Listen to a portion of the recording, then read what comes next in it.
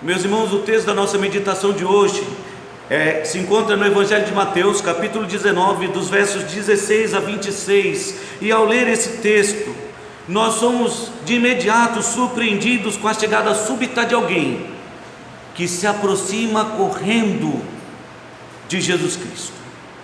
Ele não apenas se aproxima correndo, como se lança aos seus pés de forma bastante humilde, se ajoelha aos pés de Jesus Cristo.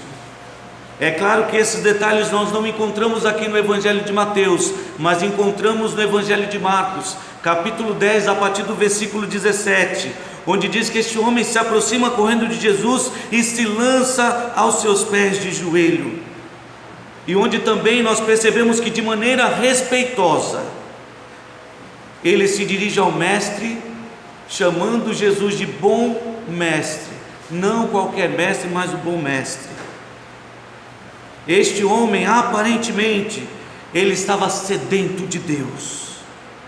Ele estava manifestando ali na sua proximidade de Jesus Cristo, com a prece com a qual veio, a maneira com a qual se lançou aos seus pés, a maneira como o saudou, e por meio da pergunta que fez, ele estava manifestando ali um grande desejo de obter a vida eterna. Observe aí, versículo 16, Mateus 18: e eis que alguém, aproximando-se, lhe pergunta: mestre, o que farei eu de bom para alcançar a vida eterna? É interessante notar que ele procurou Jesus, se aproximou de Jesus, mas ele não estava ali procurando cura, ele não estava procurando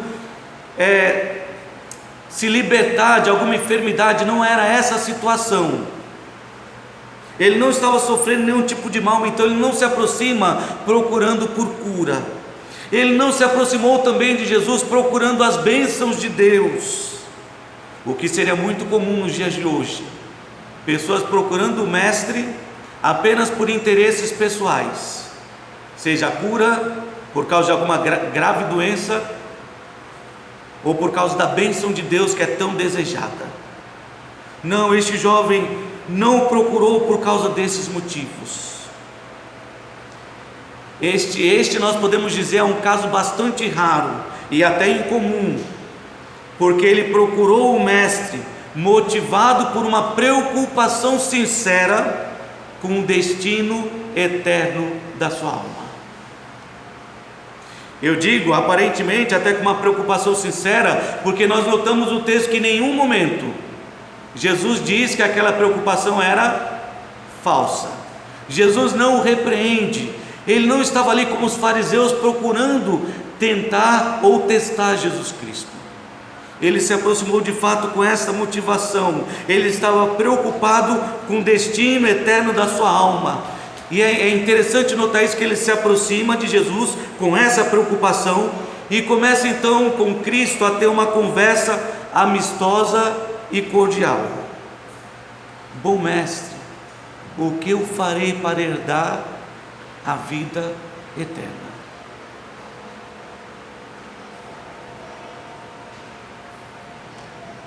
Mas ao ler essa passagem, nós percebemos que este jovem começou com um grande entusiasmo, mas infelizmente terminou com uma grande tristeza. Ele desejava ser salvo, mas o que percebemos no texto é que ele não foi salvo. Em nenhum momento, nem neste ponto, nem adiante, em nenhuma outra passagem é dito então que este jovem se arrependeu, voltou, se reconciliou e aceitou a salvação.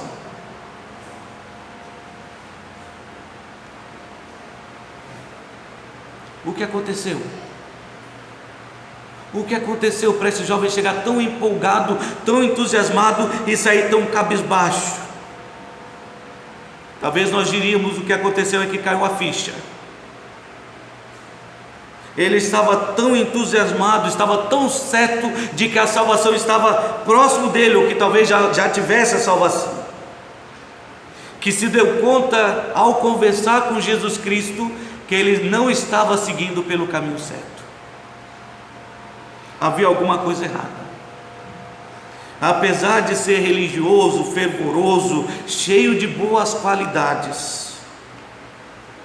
Talvez por causa das influências gregas, da cultura romana predominante naquela região, aquele jovem percebeu que estava seguindo no caminho errado. Por quê? Qual era o erro na mente daquele jovem? O que o estava impedindo de alcançar os céus?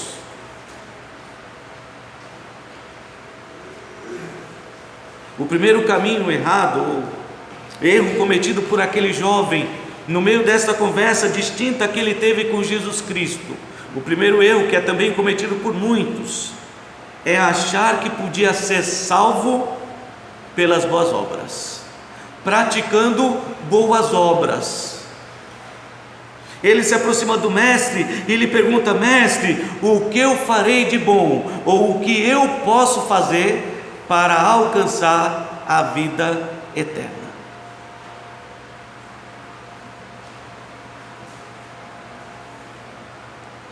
Ele tinha essa preocupação e ele acreditava, como muitos acreditam, que por meio de boas obras, de praticar coisas boas, vão chegar lá nos céus. Mas ele se deu conta nessa conversa com Jesus Cristo de que ele estava errado.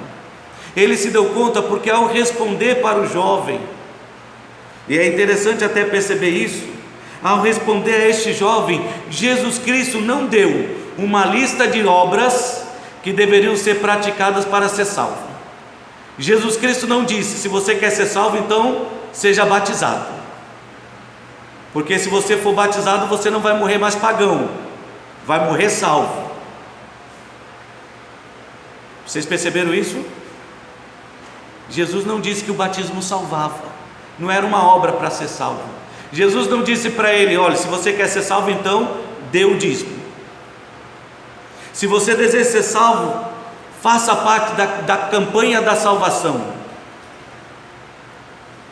Obedeça o seu pastor, nunca discorde do seu pastor. Não, Jesus Cristo não deu uma lista de obras, de atitudes que deveriam ser praticadas para alcançar a salvação. Ajude o necessitado, faça doações, zele pelos animaizinhos carentes. Não, Jesus não deu uma lista de obras. Ele mostrou o equívoco daquele jovem, apenas lhe dizendo: por que você me pergunta por aquilo que é bom? Só há um que é bom. Quem é bom? Deus.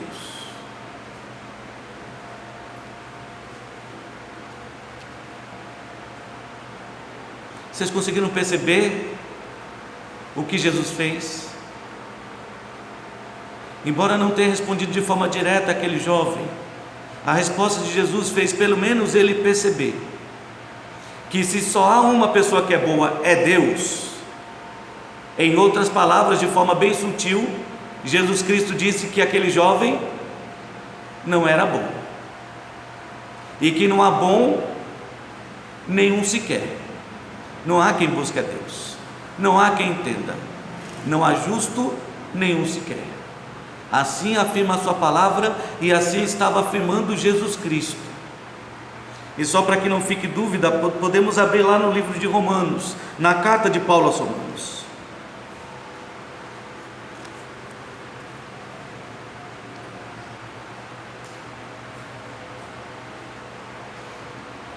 De forma sutil, Jesus pergunta para aquele jovem: como assim você está me perguntando o que você pode fazer de bom? Como assim? Em outras palavras, é o que Jesus estava perguntando: você acha mesmo que pode fazer alguma coisa para merecer a vida eterna? Alguma coisa boa, realmente boa? Porque bom só existe um, e é Deus. Ou seja, não há nada bom em você. E nós podemos ver como Deus descreve ainda mais essa realidade, enfatizando isso lá em Romanos capítulo 3.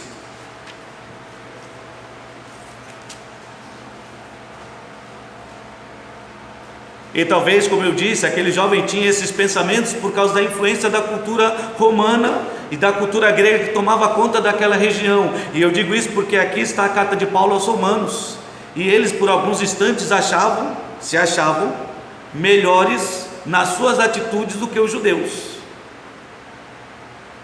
Então, depois de Paulo argumentar com eles, dizendo dos muitos erros e falhas que havia no judaísmo, Paulo se volta para os Romanos e diz o seguinte, Romanos capítulo 3, versículo 9. O que se conclui disso tudo que eu estou dizendo para vocês? Temos nós qualquer tipo de vantagem? Nós somos melhores do que eles? E a resposta é não, de forma nenhuma, pois já temos demonstrado que todos, tanto judeus como gregos, estão debaixo do pecado. Como está escrito, não há justo nenhum sequer, não há quem entenda, não há quem busque a Deus. Todos se extraviaram, se desviaram do caminho certo, e a uma se fizeram inúteis. O que é uma coisa inútil ou uma pessoa inútil? Não serve para nada. Diante de Deus, assim nós éramos também quando estávamos perdidos em nossos pecados.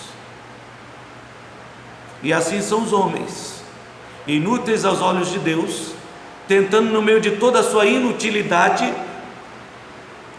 alcançar algo útil para produzir salvação por meio de seus próprios atos, sem perceber que Isaías 64, versículo 6 já nos diz que as nossas obras diante de Deus são como trapo de imundícia, porque nós somos imundos diante de Deus. Não há nada de bom em nossas vidas. Todos se extraviaram, se fizeram inúteis, não há quem faça o bem, não há nenhum sequer. A garganta deles é sepulcro aberto, com a língua planejam engano, veneno de víbora há nos seus lábios. A boca deles, eles a têm cheia de maldição e de amargura. Os seus pés são velozes para derramar o sangue, nos seus caminhos há destruição e miséria. Desconheceram o caminho da paz. Não há temor de Deus diante dos seus olhos. Por isso nós sabemos que tudo que a lei diz, aos que vivem na lei o diz, para que se cale toda a boca e todo mundo seja culpável perante Deus, visto que ninguém será justificado diante de Deus por obras da lei, em razão de que pela lei vem o pleno conhecimento do pecado. E por que não? Versículo 23, porque todos pecaram e carecem da glória de Deus.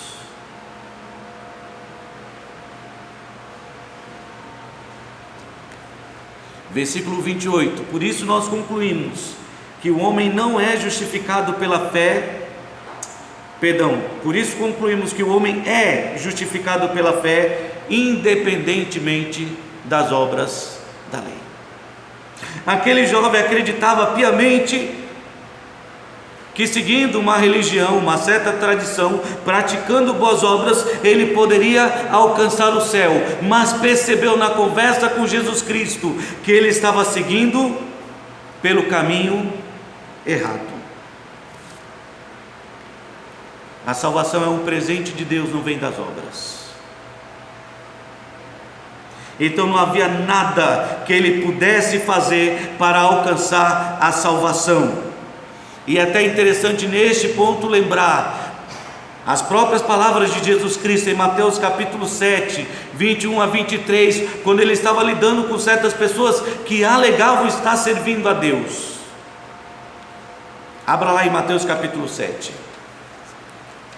Talvez seguindo este mesmo pensamento deste jovem, achando que por estarem servindo a Deus, na casa de Deus, praticando certas obras, vivendo como evangélicos ou cristãos, tendo atitude de crente, orando, lendo a Bíblia, saudando os irmãos com a paz do Senhor. Talvez por meio dessas atitudes eles alcançariam os céus. Mas note o que Jesus Cristo diz aí, em Mateus capítulo 7, versículo 21. Nem todo aquele que me diz, Senhor, Senhor, entrará no reino dos céus, mas aquele que faz a vontade de meu Pai que está nos céus. E a vontade do meu Pai é que aqueles que vêm a mim creiam que eu sou o Filho de Deus. Muitos naquele dia, quando estarão na presença de Cristo prestando contas pela vida que tiveram aqui, a oportunidade que desperdiçaram de acertar o caminho da salvação, muitos naquele dia hão de dizer-me o quê? Senhor, Senhor, porventura não temos nós profetizado em teu nome? E em teu nome não expelimos muitos demônios? E em teu nome não fizemos muitos milagres? E talvez a lista poderia ser extensa. E em teu nome não fizemos doações? Não tivemos atitudes de caridade? E em teu nome não fomos batizados? E em teu nome não fizemos isso, aquilo e aquilo outro?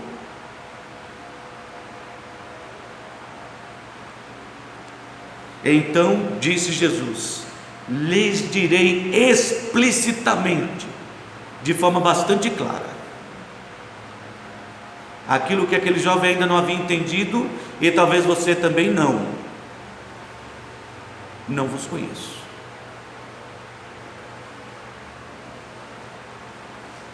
Nunca vos conheci. Apartai-vos de mim, aqueles que praticam a iniquidade, aqueles que praticam as obras achando que serão salvos.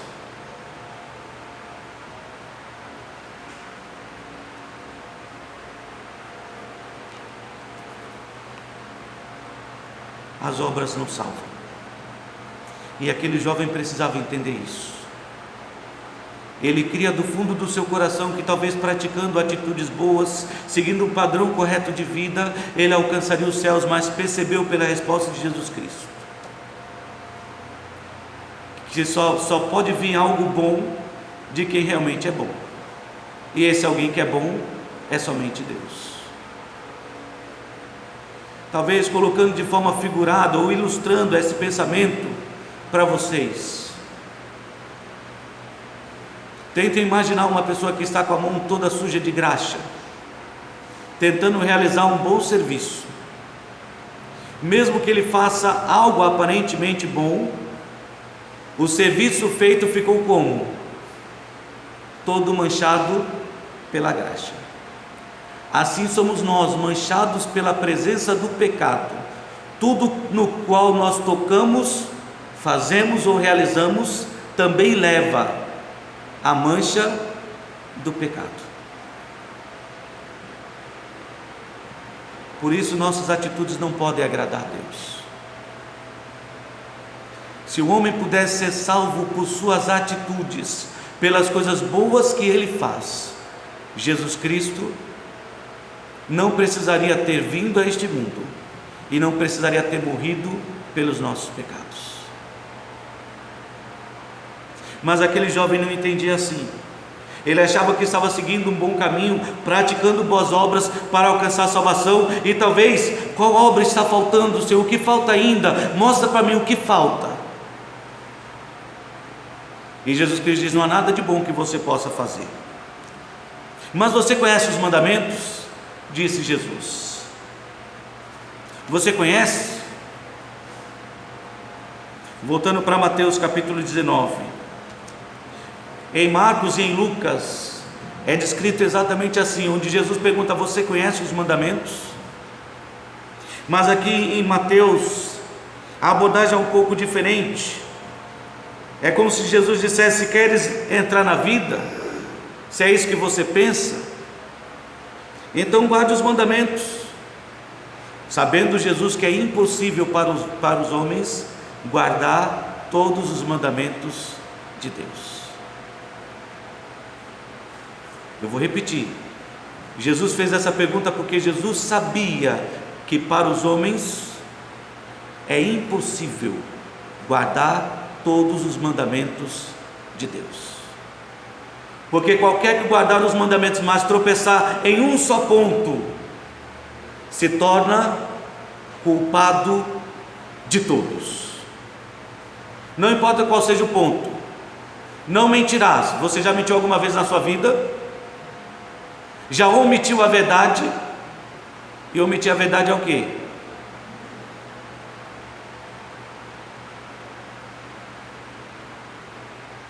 Não adulterarás. Não, nunca traí minha esposa, meu marido.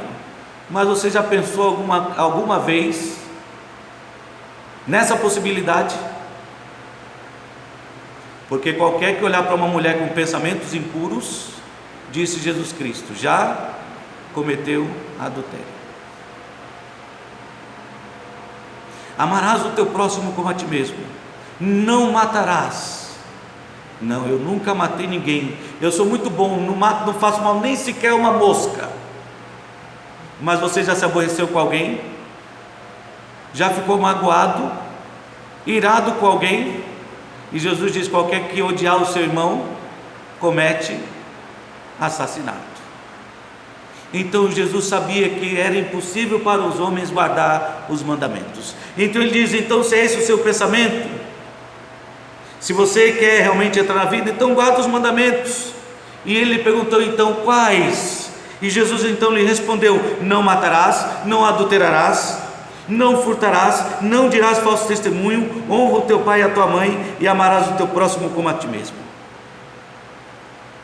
Então o jovem replicou de imediato, creio eu, não foi de forma soberba, creio que ele realmente se esforçava para viver de forma adequada, de acordo com os princípios que ele estabeleceu para si, com aquilo que ele acreditava.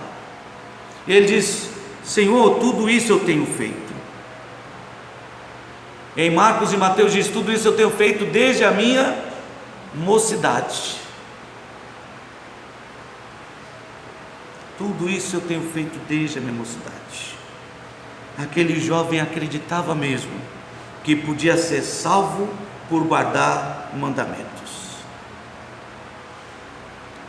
E mesmo assim,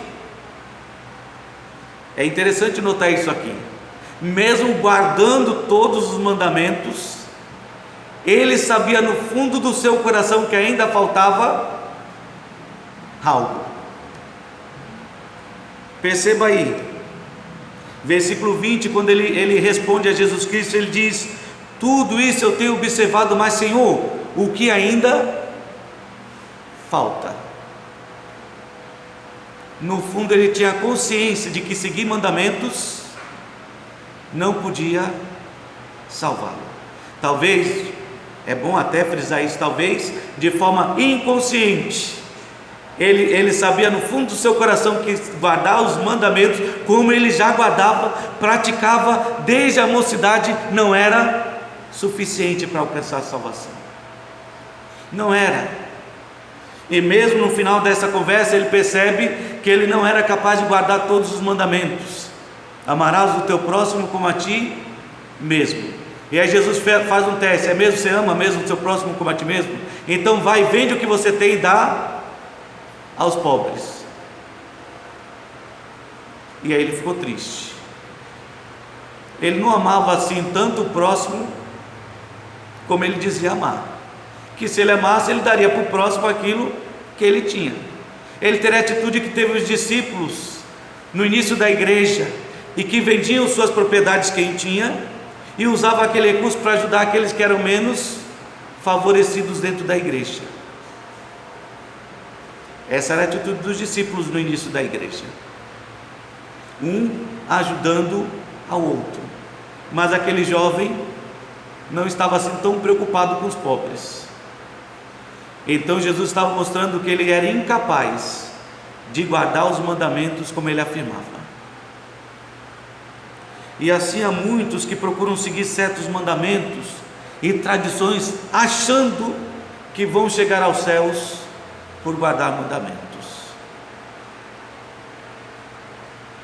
Não estou dizendo para você que obras não são importantes, ou que os mandamentos de Deus devem ser desrespeitados. Não é isso que eu estou dizendo. Entendemos pela palavra de Deus que Deus espera dos seus filhos que tenham boas atitudes, atitudes que promovam a glória de Deus, pratiquem boas obras. Nós entendemos pela palavra de Deus que é dever do crente que ama ao Senhor seguir os seus mandamentos. Aquele que tem os meus mandamentos e os guarda, disse Jesus Cristo, esse é o que me ama. Mas Jesus em momento nenhum, nem aqui, nem em nenhuma outra passagem, diz que aquele que guardar os meus mandamentos será salvo. Ele não diz, porque ele sabia o que os discípulos entenderam nesse momento. Porque depois de toda aquela conversa que Jesus teve ali com aquele homem rico, mostrando o quanto ele estava seguindo caminhos errados, achando que podia ser salvo por boas obras, ou achando que poderia ser salvo obedecendo e seguindo mandamentos, os discípulos olharam uns para os outros, voltaram para o mestre e disseram: Senhor, se é desse jeito, quem é que pode ser salvo? E a resposta foi: para o homem isso é impossível. Mas voltemos para este ponto, em que o homem achava que as obras e os mandamentos poderiam garantir a sua salvação. Jesus Cristo então disse: você conhece os mandamentos? Ele disse: sim, conheço e pratico. Mas sabia no fundo que não era suficiente, e de fato não é, porque como nós lemos em Romanos 3:8, concluímos pois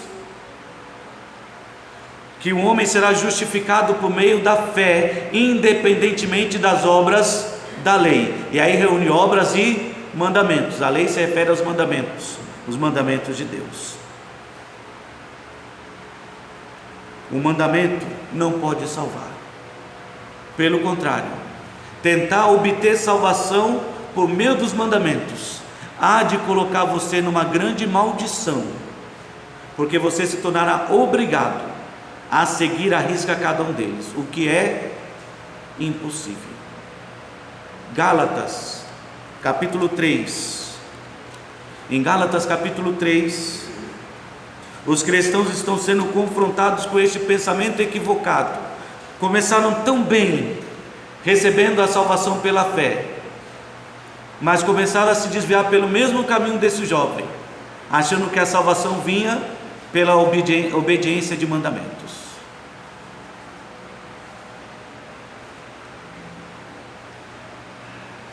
Gálatas capítulo 3, versículos de 1 a 5, diz assim: ó Gálatas insensatos, ó Gálatas insensatos, quem vos fascinou a vós outros ante cujos olhos foi Jesus Cristo exposto como crucificado? Quem conseguiu enganar vocês desse jeito? Quero apenas saber isso de vós. Vocês receberam o Espírito pelas obras da lei ou pela pregação da fé? Responda. Foi por seguir mandamentos ou foi pela fé na palavra de Deus? Sois assim tão insensatos, que tendo começado no Espírito, agora estejais vos aperfeiçoando na carne. O que nos faz entender que seguir mandamentos com o propósito de alcançar a salvação é uma atitude que vem da carne, é uma atitude carnal, não espiritual.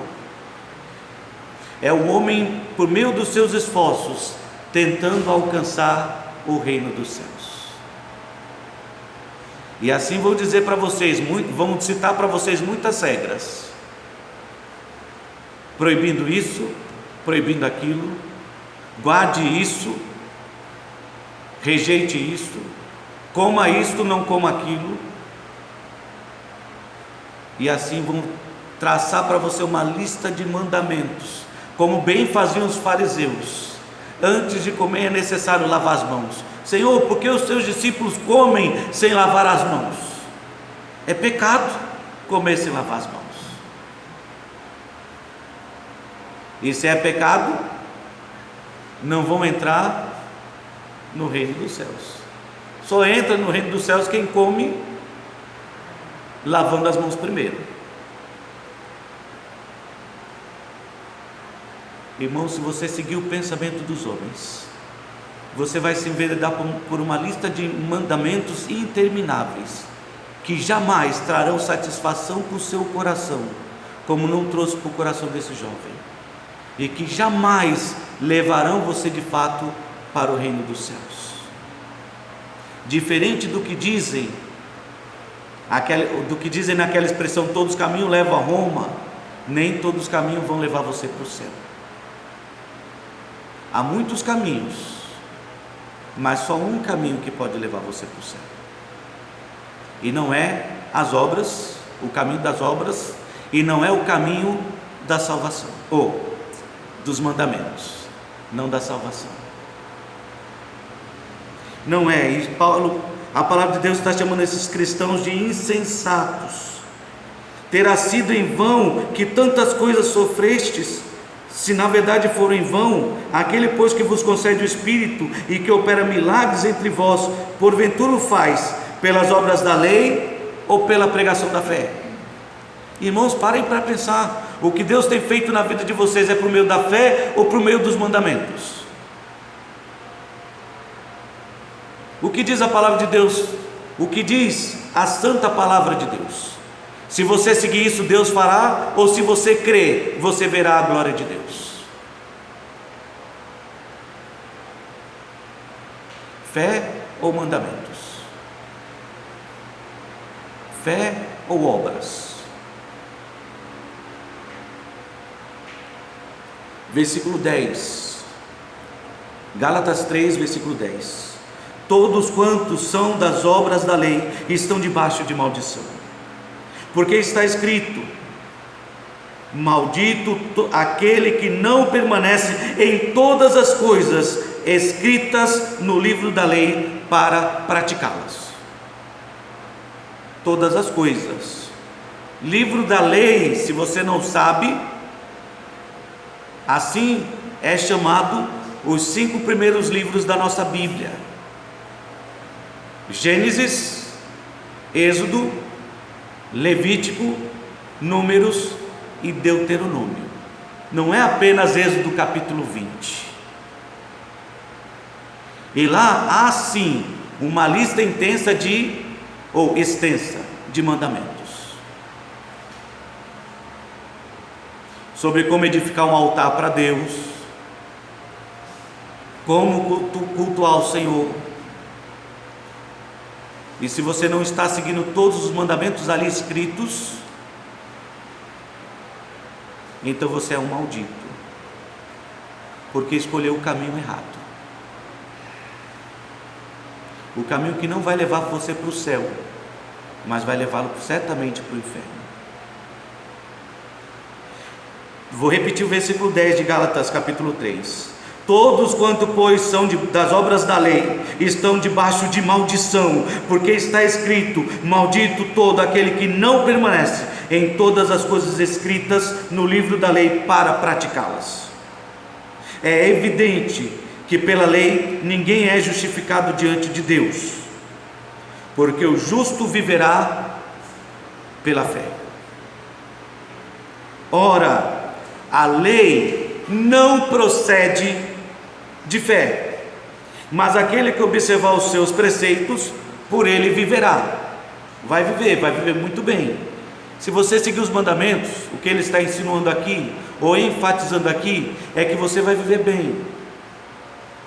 Mas viver bem não significa que você é salvo. Sabe, se você honrar o pai e a mãe, é um mandamento importante, e ele vem acompanhado de uma promessa. Se você respeitar o pai e a mãe, honrar o seu pai e a sua mãe, qual é a promessa que Deus fez?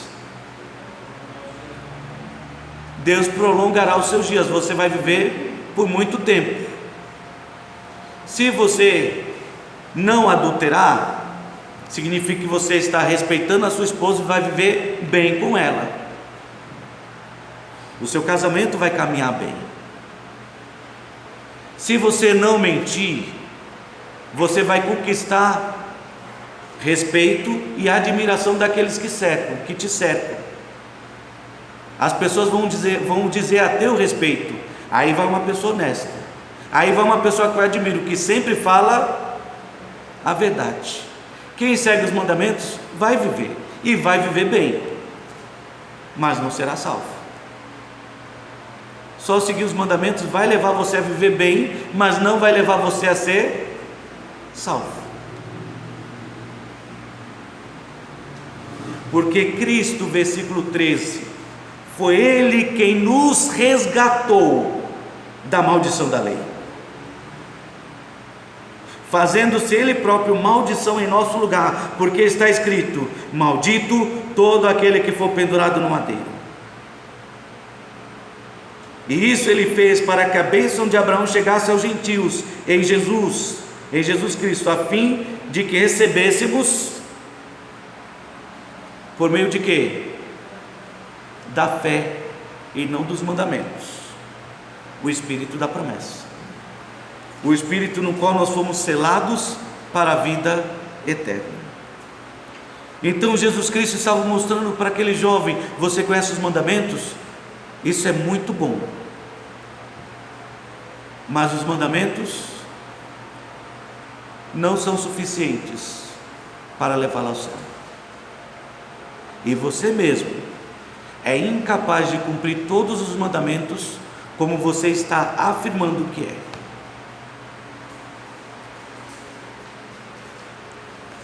E isso nós percebemos no terceiro erro cometido por esse jovem.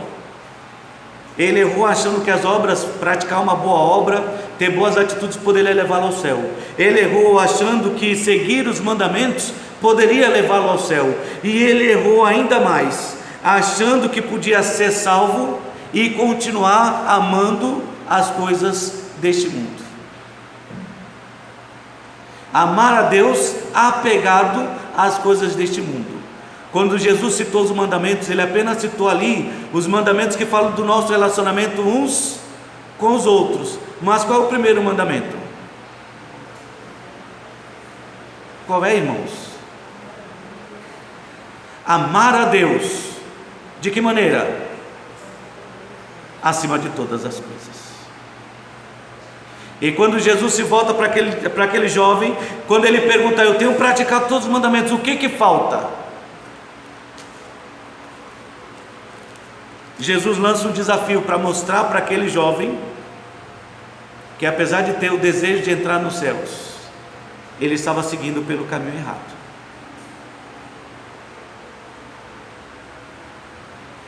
Jesus disse: se você quer ser perfeito, completo diante de Deus, agradável aos olhos de Deus, então vai, vende os teus bens, dá aos pobres e terá um tesouro no céu. Depois vem e me segue. Você quer mesmo ser salvo? Olha para mim, é como se Jesus olhasse para aquele rapaz e dissesse: olha bem para mim, você quer mesmo ser salvo? Você quer mesmo saber o que pode fazer para entrar na vida eterna? Quer mesmo? Não podemos esquecer que no fundo, Jesus Cristo, sendo Deus, conhecia muito bem o coração daquele jovem. Então, de certa maneira, é como se Jesus fizesse isso, desse um choque de realidade naquele jovem, fizesse então ele cair na real e perceber que ele estava totalmente equivocado. Você quer mesmo entrar no reino dos céus? Ama mesmo tanto a Deus como você está dizendo? Ama ao próximo como você diz? Então vai, vende tudo que você tem, dá aos pobres, depois vem e me segue. Mas aquele jovem que dizia amar a Deus, não amava a Deus tanto assim. Ele queria ter a vida eterna e ao mesmo tempo continuar apegado às coisas deste mundo. Poxa, quantas pessoas hoje agem tão enganadas quanto este jovem. Vão às igrejas procurando de Deus as coisas deste mundo. São até seduzidos e atraídos por promessas de muita prosperidade, de coisas boas, das dádivas de Deus neste mundo. Eu costumo dizer que só há uma ocasião na Bíblia onde a prosperidade deste mundo é oferecida. Sabe onde? Mateus capítulo 4, quando Satanás leva Jesus para o pináculo do templo, lá no alto, e diz: vê a glória de todos estes reinos, toda a prosperidade deles, eu te darei, se prostrado me adorares. O mundo jaz no maligno, é dominado por ele, e é ele quem oferece as coisas deste mundo para afastar as pessoas de Deus. Aquele jovem se deu conta que ele estava seguindo no caminho errado, porque ele queria abraçar duas coisas ao mesmo tempo: a salvação que vem pela graça de Deus e as coisas que ele amava, a riqueza, a prosperidade e tudo que a riqueza trazia de benefício para a sua vida, como fruto produzido pelo mundo. Ele estava tentando alcançar aos céus, servindo a dois senhores.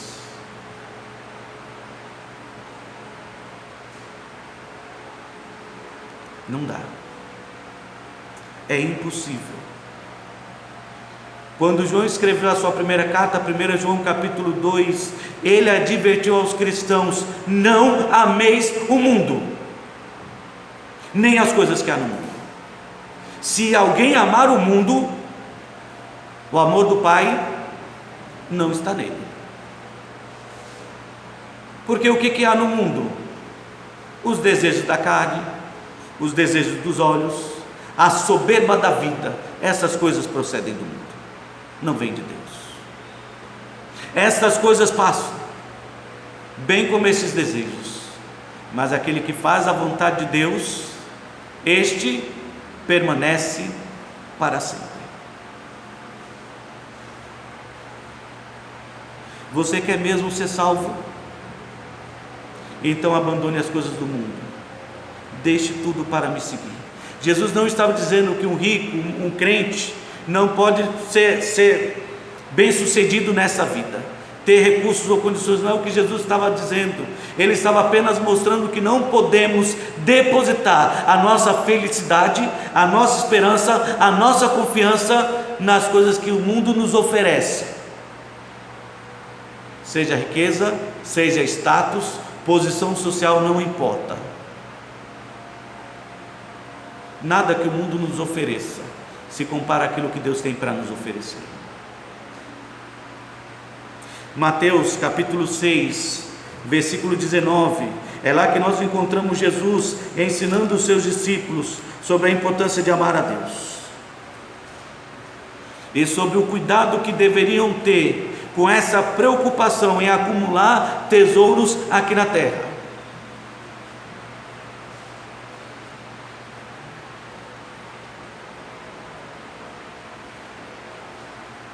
Não acumuleis para vós outros tesouros sobre a terra, onde a traça e a ferrugem corroem, e onde os ladrões escavam e roubam, mas ajuntai para vós outros tesouros aonde? No céu. O que foi que Jesus disse para aquele jovem? Vai, vende tudo, dá aos pobres, e você terá o quê? Um tesouro nos céus. Mas ajuntai para vós outros tesouros no céu, onde traça nem ferrugem corrói, e onde os ladrões não escavam nem roubam, porque onde está o teu tesouro, aí estará o teu coração. Aquele jovem estava extremamente enganado, achando que poderia alcançar os céus, a salvação vindo de Deus, a vida eterna, mantendo o seu coração ainda cativo às coisas deste mundo. São os olhos a lâmpada do corpo. Se os olhos forem bons, todo o corpo será luminoso. Se porém os teus olhos forem maus, todo o teu corpo estará em trevas. Portanto, caso a luz que há em ti sejam trevas, que grandes trevas serão.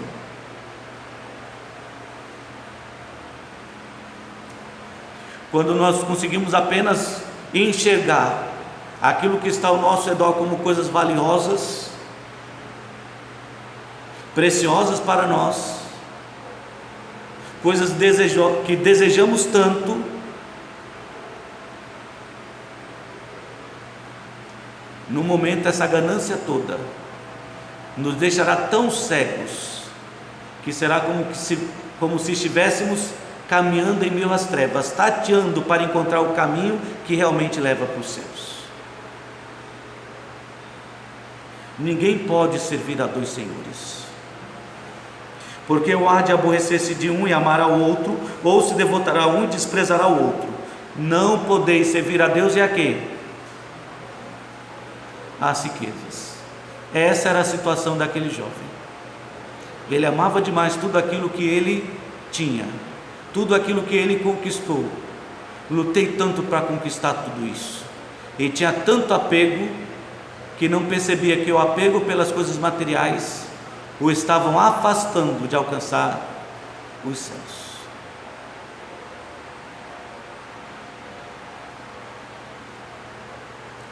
Em 1 Timóteo 6, há uma repreensão também para os ricos, que sejam cuidadosos, para não permitir que a riqueza os atrapalhe de alcançar os céus, de viver de modo agradável a Deus.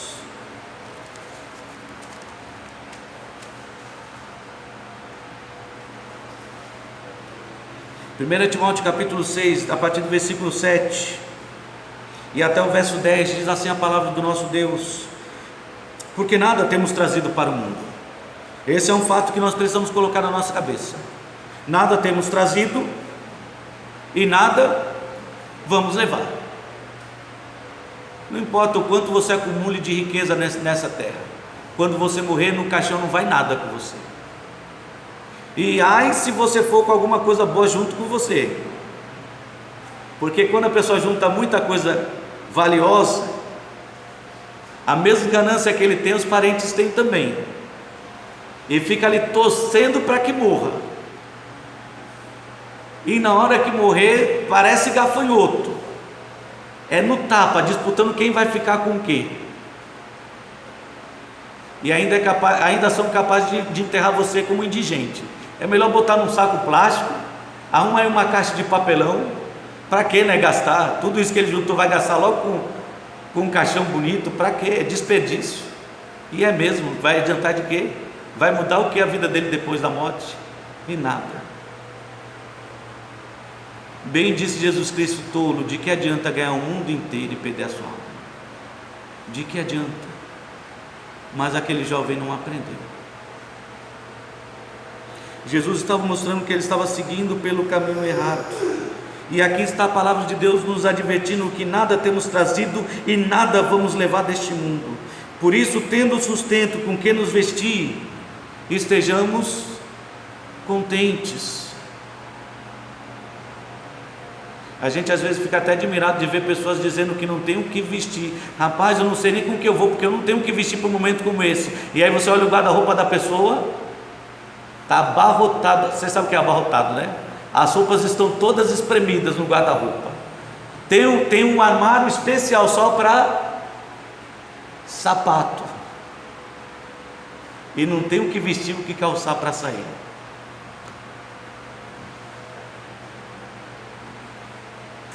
Tendo o que comer, tendo o que vestir, meu querido, esteja contente, fique feliz, porque os que querem ficar ricos e estão buscando a prosperidade deste mundo, caem na tentação e na cilada do diabo. Tá, desculpa, a cilada do diabo é acréscimo meu, tá?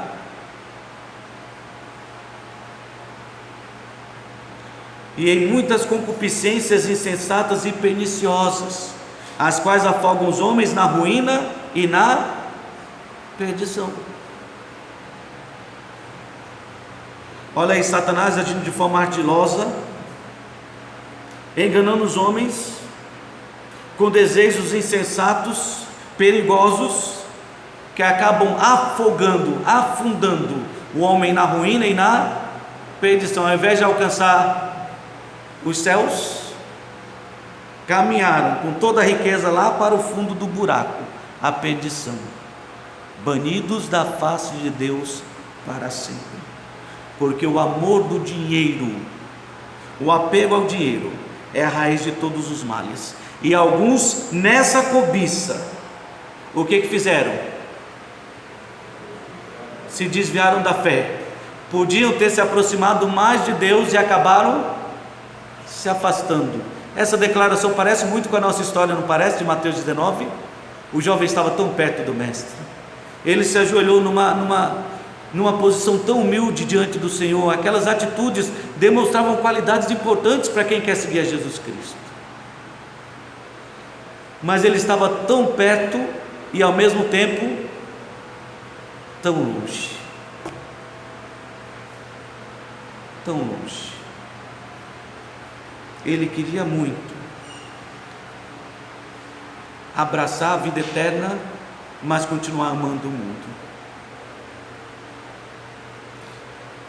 Essa lição nos mostra quão terrível é vivermos de forma religiosa, sem prestar atenção no que a palavra de Deus nos diz. Porque igual este jovem, nós também podemos ser tentados a crer que somos salvos, temos a vida eterna por meio daquilo que nós praticamos de bom, ou que vamos ser salvos porque estamos seguindo mandamentos, princípios, certas tradições, ou que podemos servir a Deus amando ainda as coisas do mundo. Mas os discípulos perceberam que isso era impossível. Quão dificilmente, diz Jesus Cristo, quão dificilmente entrará um rico no reino dos céus. Em Marcos e Lucas acrescenta: aqueles que confiam na riqueza. Eu ainda vos digo que é mais fácil passar um camelo pelo fundo de uma agulha do que entrar um rico no reino dos céus. Então, ouvindo essas palavras e ouvindo tudo que Jesus conversou com aquele jovem, os discípulos então entenderam que para os homens é impossível. Se é assim, Senhor, quem é que pode ser salvo? Se não é praticando boas obras, se não é seguindo mandamentos, e se não dá para seguir a Deus amando as coisas do mundo, quem é que pode ser salvo? Quem é que pode? Ninguém. Porque a salvação não vem do homem, ela vem de Deus.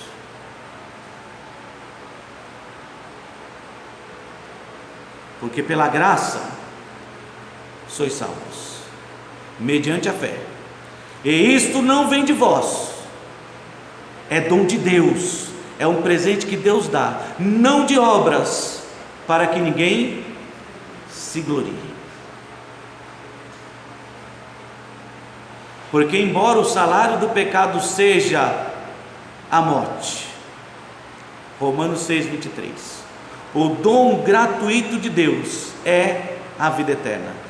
Desculpa, eu fiz uma declaração aqui, esqueci de citar a referência, Efésios 2:8 e 9. Pela graça sois salvos mediante a fé, e isso não vem de vós, é dom de Deus, não de obras, para que ninguém se glorie.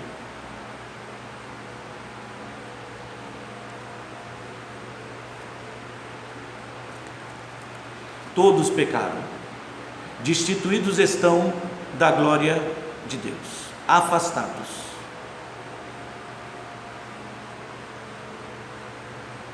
E só um que pode salvar: Deus. Ele estabeleceu o único caminho que pode levá-lo à salvação. Não é as obras, não é os mandamentos, e nem é uma vida dupla de agente secreto, tentando amar a Deus e amando ao mundo. Não, não é. Só há um caminho. E bem afirmou Jesus Cristo em João capítulo 14, versículo 6. Eu sou o caminho, eu sou a verdade e eu sou a vida. Ninguém vem ao Pai se não for por mim. E o caminho, a salvação é esta: que creiam no teu Filho. Esse é o caminho da salvação. Aquele a quem enviou, ele tem a vida eterna. Este é o caminho. Quem crê será salvo, mas quem não crê já está condenado. Aquele jovem teve a oportunidade de seguir pelo único caminho certo. Jesus lhe disse: vai, vende tudo que tem, dá aos pobres, depois vem e faz o quê? Me segue. Eu sou o caminho para você chegar à vida eterna. Mas aquele jovem rejeitou. Tinha muitas qualidades boas, assim como há muitas pessoas dentro das nossas igrejas que são pessoas que têm qualidades boas. São gentis, atenciosas, são prestativas, falam bem, sabem orar, conseguem entender o que a Bíblia diz, mas que infelizmente podem estar sendo enganadas, porque foram batizadas e acham que o batismo salva, porque seguem certas tradições ou princípios e acham que são salvos, e porque estão dividindo o amor de Deus com o amor do mundo e acham que dá para viver assim. Mas que sirva de advertência para nós o que diz Colossenses 2:8. E com este verso eu quero encerrar a mensagem desta noite. Colossenses capítulo 2, versículo 8.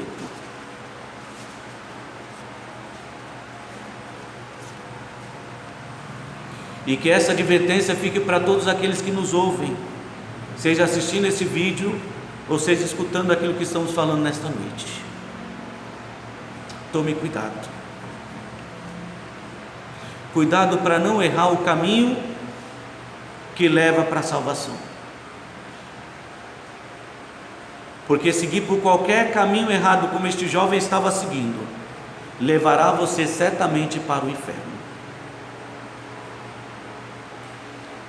Colossenses 2:8 diz assim: cuidado, tome cuidado, que ninguém vos venha enredar, arrastar você na rede, enganar você, com sua filosofia, porque fala muito bem, e parece que fala de forma sábia, e tem muitos pregadores por aí que falam de uma maneira tão sábia, parece, né, pelo semblante, pela postura, que as palavras são de sabedoria. E se você analisar bem, a sabedoria é a sabedoria deste mundo, não de Deus, porque o texto segue dizendo isso. Tome cuidado que ninguém vos venha enredar com sabedoria e vã sutileza, conforme a tradição de quem? Dos homens, conforme os rudimentos do mundo e não segundo a Cristo. Então quero deixar essa advertência para você nessa noite: tome cuidado. Aquele jovem, poderíamos dizer, tinha tudo para ser salvo, estava muito perto da salvação. Ele se aproximou com a postura correta, ele estava entusiasmado, ele desejava a vida eterna.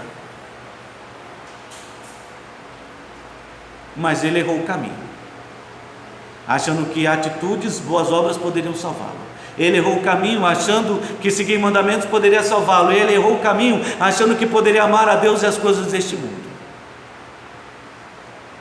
Ele errou o caminho, porque não percebeu que diante dele estava o único caminho, Jesus Cristo.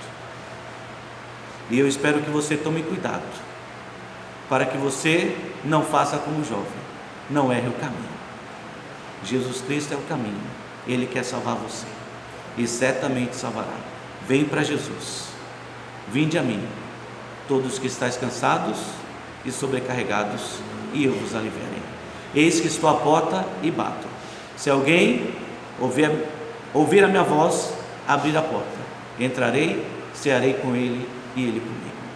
Eu lhes dou a vida eterna, jamais perecerão eternamente, e ninguém as arrebatará da minha mão. Que essas verdades guardem o seu coração e levem você a achar o caminho certo. Que Deus nos abençoe.